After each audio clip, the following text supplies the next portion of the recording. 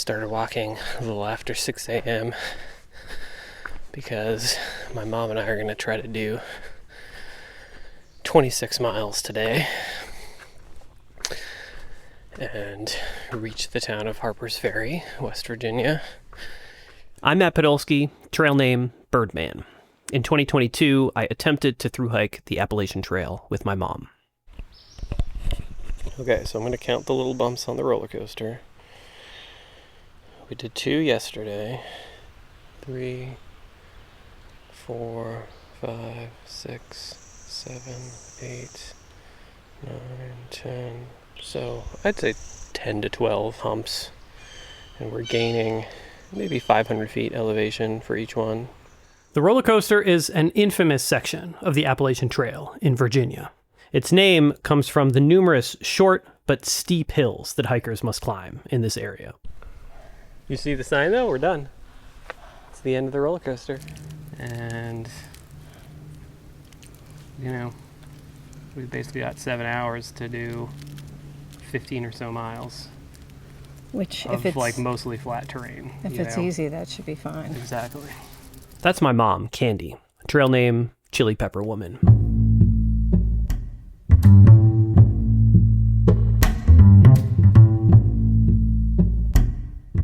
After a grueling 26-mile day, my mom and I made it to Harper's Ferry, West Virginia. This town is widely known on trail as the psychological midpoint of a thru-hike. So this was a big milestone for me and my mom.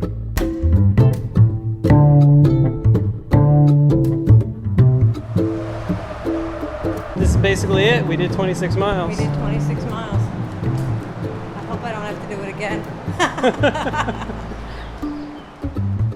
Harper's Ferry is a cultural landmark. The National Park Service manages the historic town center. This is where John Brown tried to take over the U.S. weapons arsenal in 1859. He was trying to start a revolt that would bring an end to slavery. There in the domain of John Brown and his party of raiders at Harper's Ferry. The Appalachian Trail Conservancy has its headquarters in Harper's Ferry, and it's a tradition for thru-hikers to stop and have their picture taken in front of the historic building. Yeah, you really can't walk much through town without tripping over some historical piece. This is Common Land, and in this episode, we're exploring how the Appalachian Trail was finally protected, who feels comfortable on the trail, and how its history can help people connect the past to the present.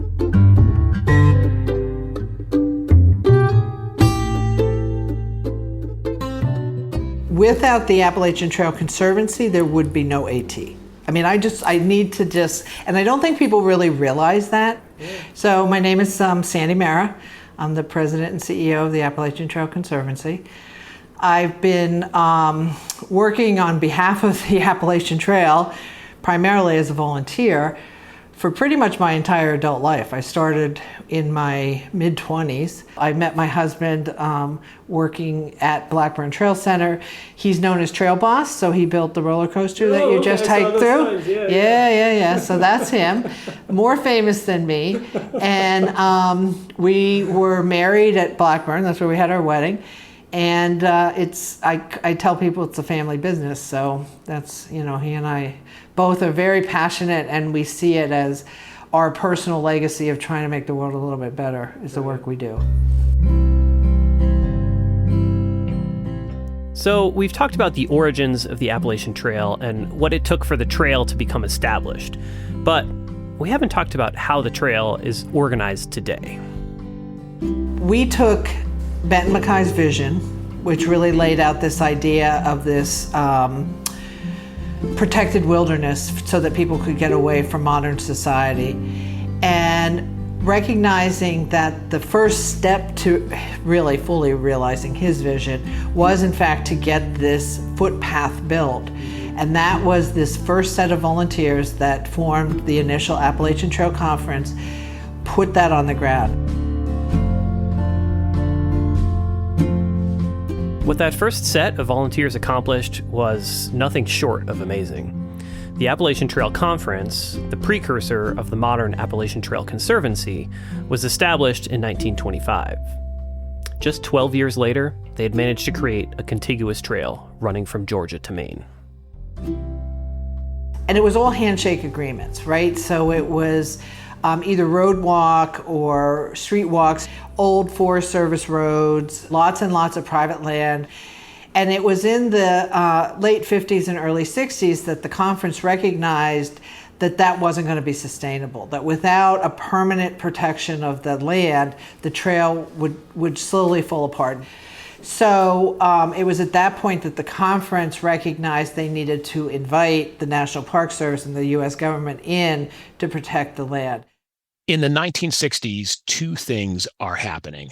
The first is development in the woods, in the mountains, that is interfering with the property that the trail runs over. And so the trail is having to be detoured off of lands that it used to be on and instead running over road shoulders. That's Philip Denieri, author of The Appalachian Trail, a biography. The second thing that's going on in the early to mid-1960s is the beginnings of what would be called the environmental movement. And those two trends basically came together at a cocktail party in Washington, D.C. in 1963. Senator Gaylord Nelson of Wisconsin, who knows nothing about the AT, but is a leading voice of what would become environmentalism. In fact, he would go on to create Earth Day in 1970. Nelson is very interested in protecting the environment, in particular, protecting spaces where we can enjoy and appreciate the natural environment. Nelson has those sensibilities. He hears from somebody at this cocktail party who is a doctor in the DC area and is involved in the local chapter of his local Appalachian Trail Club. And he mentions to Nelson the fact that the trail is falling apart. And Nelson is a new, young, progressive, ambitious, perhaps even naive senator. And he says, well, maybe we can get the federal government to step in and protect it. And I'm going to introduce a bill to do so.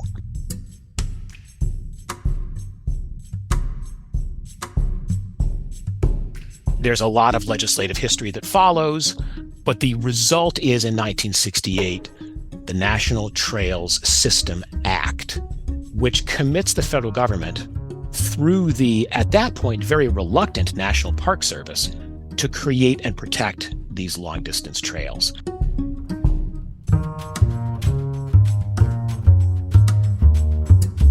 It gets off to a very rocky start, but eventually the administration of Jimmy Carter in 1977 and 1978 reanimates the federal commitment to the trail, gets the Park Service going on it, and along with some legislative partners, leads the effort to create a funding source to buy up land so that the trail can have a corridor to run through.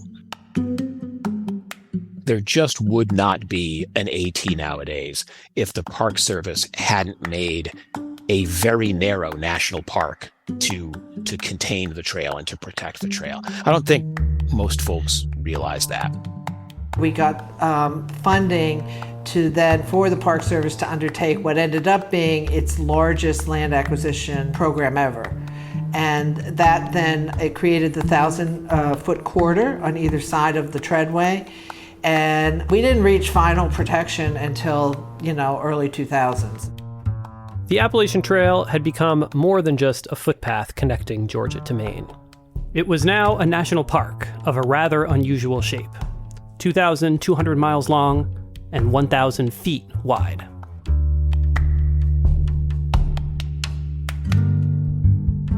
Inspiring as that history is, the story of how the Appalachian Trail was made and who made it can also tell us a lot about who had access to the vision its founders imagined. The AT really is a product of the white 20th century middle class seeking a recreational outlet that granted them authenticity they couldn't get in the day-to-day urban and suburban world. That's what we need to acknowledge the AT is, as opposed to some organically occurring natural feature. This is most obvious when you look at the history of the Appalachian Trail Conservancy, or ATC, the group responsible for establishing and protecting the trail. Back in the 1920s and 30s, the ATC held a number of their meetings at Shenandoah National Park.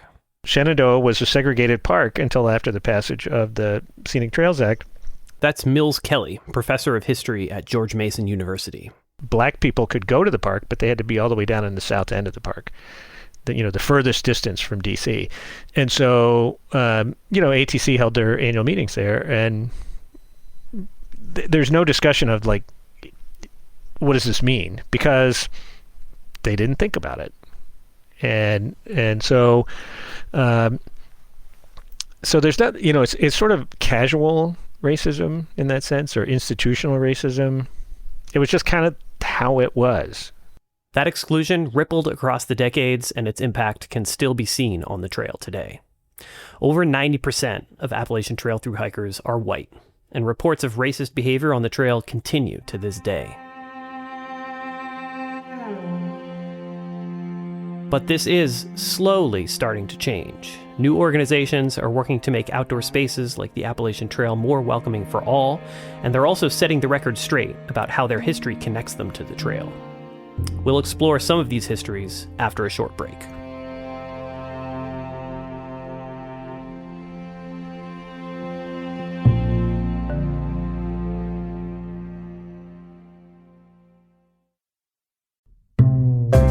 Hey there, adventurers. Are you ready to hit the trail this season? If so, check out Big Agnes, the mother of comfort.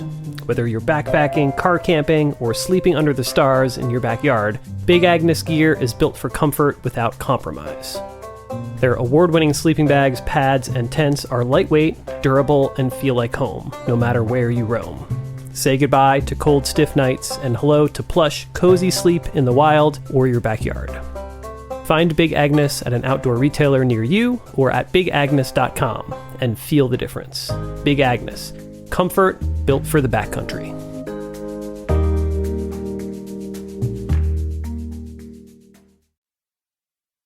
All right, it's June 29th, 2022, which means I've been out here hiking the Appalachian Trail for exactly 3 months. We're back. This is Common Land, a show about the Appalachian Trail. I'm Matt Podolsky, and you just heard some audio that I recorded during my attempt to thru-hike the entire Appalachian Trail with my mom. I'm getting very close to the Pennsylvania border, which means I'm about to cross the Mason-Dixon line. Oh, look, and this is it. I'm right here. Mason-Dixon line. Maryland, Pennsylvania. I'm here. We've got just a simple wooden marker sign here at the border, and then right next to it is a mailbox, and then inside we've got a logbook.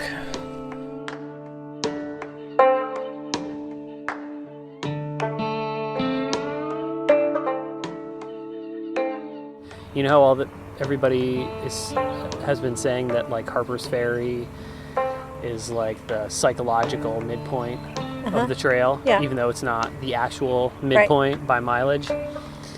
As I approached the Mason-Dixon line, I was like, no, this is the psychological midpoint.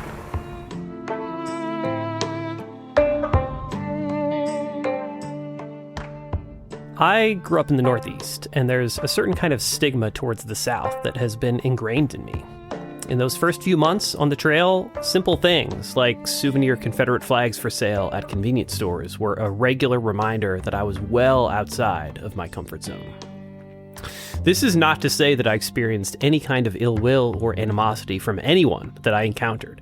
Quite to the contrary, I experienced a kind of selfless generosity that is rare in the Northeast where I grew up. But I also know that as a white guy, my experience in Southern Appalachia was quite different from that of others. The Appalachian Trail runs through a lot of areas that are, like, not so friendly towards Black and brown and queer folks. That's Brittany Levitt, outdoor educator and guide and the CEO of Brown Girls Climb. Our whole focus is really unpacking what we call like unplacked facts. So these are the facts that don't have like little pictures along the trail or things like that. And so really focusing on the things that aren't in our history books, but are significant to the area. When we're talking about our communities, and I'm going to say specifically the Black community, there aren't that many plaques.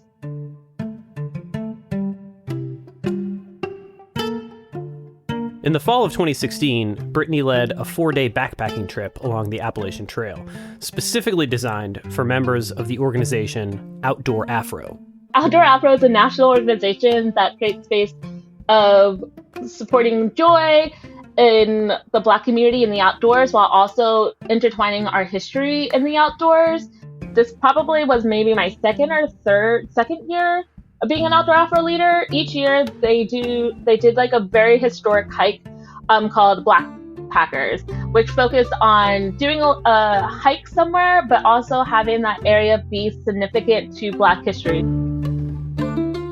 So one of the other program leaders who was there was like, we want to do something around the history of Harriet Tubman. And well, there's a ton of history because Harriet Tubman's born in Maryland and used a lot of like the East Coast along the way to help enslaved folks make it to the North, doing a lot of backpacking, and she used the Appalachian Mountains as part of one of her many routes to the North. She wouldn't have been able to make all of those journeys outbound in return if she did not have an intimate relationship to and knowledge of the landscape. That's Tony Cohen, a historian and expert on the Underground Railroad. She was really able to read the land, and in the moments where it most mattered, while in bondage, being able to gain sustenance from the land. Slavery never offered the enslaved enough to get by. So people had to go out on the land to supplement their diets and their clothing and their housing. Tony's path to becoming a historian began with an interest in his family tree. I'm African American, but I have a Jewish last name. Tony discovered that his great-grandfather, who was born in Philadelphia, was orphaned just before the Civil War. A Jewish family from Delaware adopted him, and his last name became Cohen. And that was the most incredible thing I ever heard about my family history. And it just launched me on this journey, if you will, of genealogy, interviewing people in my family, and trying to figure out and confirm not only that story, but a history that I had, up until that time, not really paid any attention to.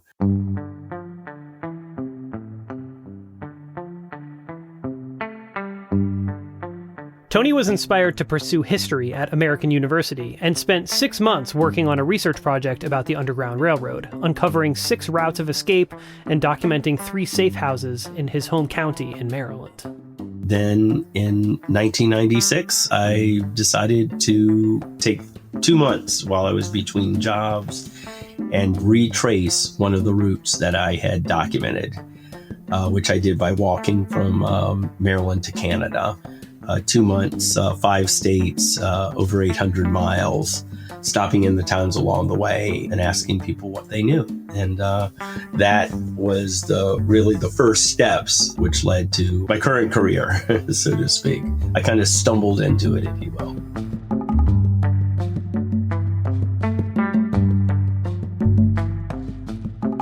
Tony's 1996 trip along one of the routes of the Underground Railroad led him down a career path focused on experiential learning, and he's been seeking ways to give people an experience-based understanding of history, and the Underground Railroad in particular, ever since. Tony's long-distance hike along the Underground Railroad was very different from an Appalachian Trail thru-hike. But there were some interesting similarities, and Tony was eager to compare our experiences. When you got to, I know this is your interview, but here we go. When you got back from your walk, how long did it take you to re-assimilate? That was 2 years ago, and I'm still re-assimilating. You know what I mean? Like, it was a transformative experience, and I don't view the world in the same way. So, something that I experienced when I got back, I've never gotten the right word for it, but I think it was grief.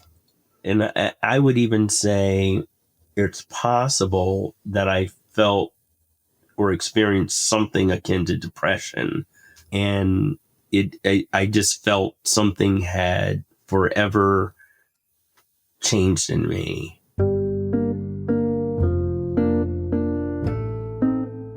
a lot of people talk about post-trail depression. A lot of people experience depression after they're done with their thru hike. You experience this very different lifestyle, and then you just get thrown back into the modern world at the end of it. And, you know, a lot of people aren't ready for that. You know, I mean, I wasn't entirely ready for it.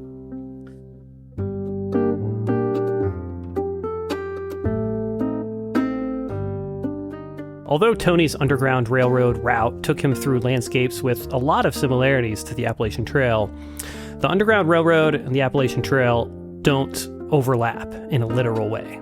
There was some legend that Harriet Tubman had used the Appalachian Trail. We now know that's not true, but certainly the AT would give anyone traveling it with the Underground Railroad in mind a sense of what that would have been like. And this history has helped Tony and others reclaim their historical relationship with the natural world. Even though we wouldn't call the majority of these folks environmentalists today, they have environmental lessons to teach us, which I think makes them environmentalists.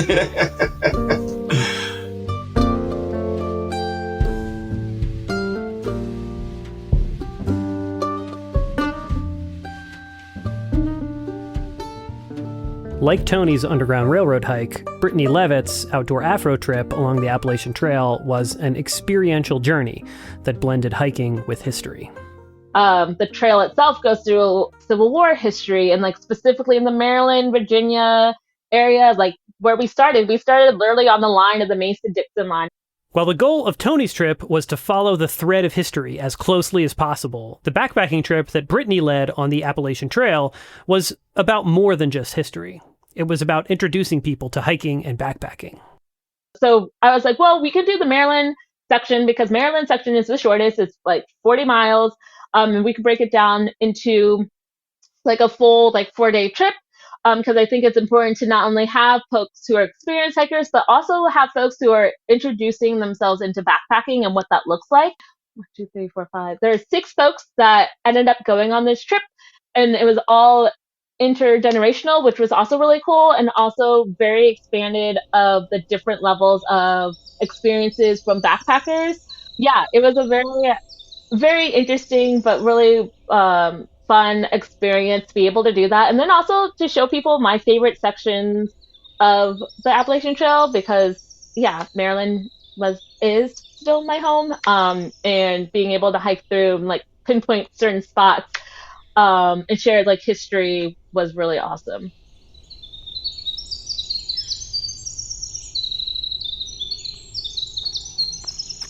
Brittany's group set off from the Mason-Dixon line and made it to Harper's Ferry 4 days later. This made sense as an endpoint for the hike. Harper's Ferry isn't just home to the Appalachian Trail Conservancy. It's a historical landmark that played a crucial role in African American history. In October of 1858, John Brown led an armed party of 22 into the town of Harper's Ferry. Their goal was to overtake the U.S. weapons arsenal and instigate a revolt that would bring an end to slavery. Brown had been planning this raid for months. Harriet Tubman actually helped by recruiting formerly enslaved people, but ultimately didn't join the raid itself. Brown's party did briefly take control of the U.S. Armory, but they were soon overtaken by a much larger company of U.S. Marines. John Brown was captured, convicted of treason, and hanged. Although Brown failed to instigate a slave rebellion, his raid set into motion a number of events that led to the Civil War. Brown's raid and subsequent execution energized the abolitionist movement in the North, while strengthening the desire for succession in the South.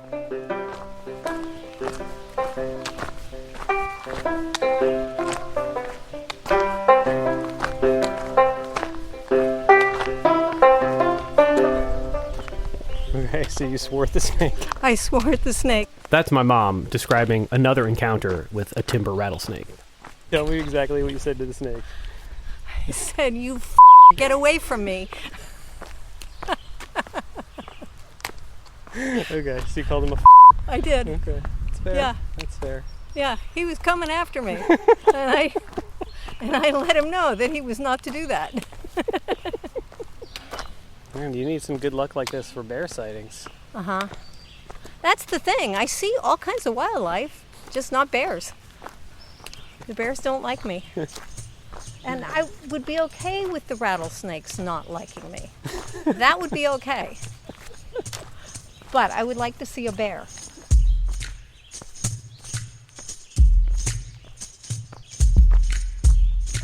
Just a few miles after my mom's timber rattlesnake sighting, we set up camp at a tent site just outside of Boiling Springs, Pennsylvania.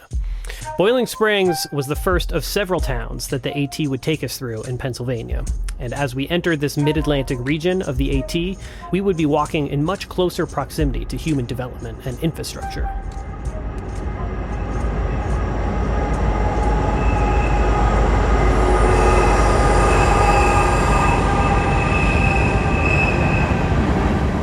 As was evident from our night at the tent site in Boiling Springs, which was located right alongside a railroad line.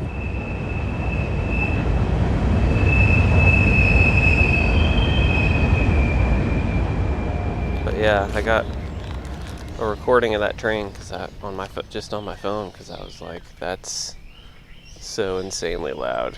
I have to document it. I didn't have my hearing aids on, and it was so loud it hurt my ears. Yeah. I mean, what did it come? Like 6 times? Something like that. Yeah.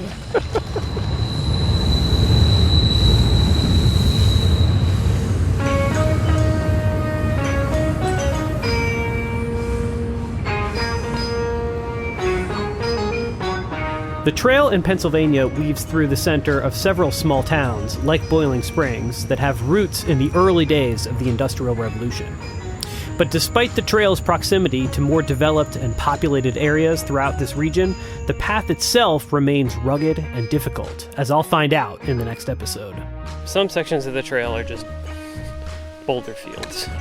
Also, in our next episode, we'll learn about a few of the first thru-hikers and how the attention that one hiker brought to the trail may have saved it from obscurity.